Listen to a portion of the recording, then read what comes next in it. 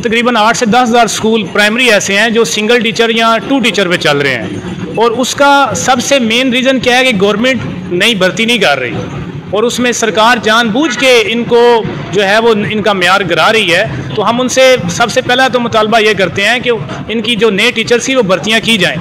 और दूसरी बात, सबसे अहम जो पॉइंट ये है, जो इस हमारे सरकारी स्कूलों का म्यार जो नीचे है उसकी मेन रीज़न क्या है कि उस्ताद की ड्यूटी क्या है, पढ़ाना।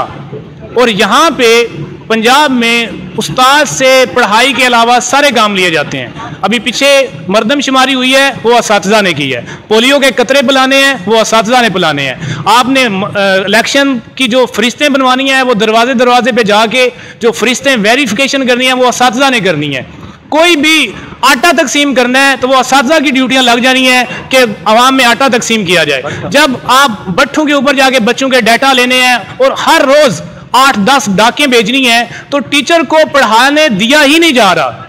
टीचर से पढ़ाई के अलावा सारे काम लिए जा रहे हैं, लेकिन इसके बावजूद भी मैं सैल्यूट करता हूं असातिज़ा को कि उसके बावजूद वो रिजल्ट दे रहे हैं। आप बोर्ड की वेबसाइट पे चले जाएं, इंटर का रिजल्ट चेक कर लें, मैट्रिक का रिजल्ट चेक कर लें, सारी ड्यूटीज देने के बावजूद ये असातिज़ा आपको रिजल्ट दे रहे हैं। सरकारी स्कूल का मैं ये नहीं कहता कि उनके स्टैंडर्ड बहुत आई हैं, लेकिन वो अपनी प्रोग्रेस और इनपुट जो है वो इस कौम को दे रहे हैं। तो हम ये मुतालबा करते हैं गवर्नमेंट से कि ये जो नजकारी है इसको बंद किया जाए और असातिज़ा से ये डेंगू मच्छर मरवाने, ये मरदमशुमारी करवानी और ये सारे फजूलियात जो हैं ये बंद करवा के असातिज़ा को सिर्फ पढ़ाने दिया जाए, और उसके बाद हमसे सवाल किया जाए कि आपका म्यार क्यों नीचे है, उसके हम जवाब दें।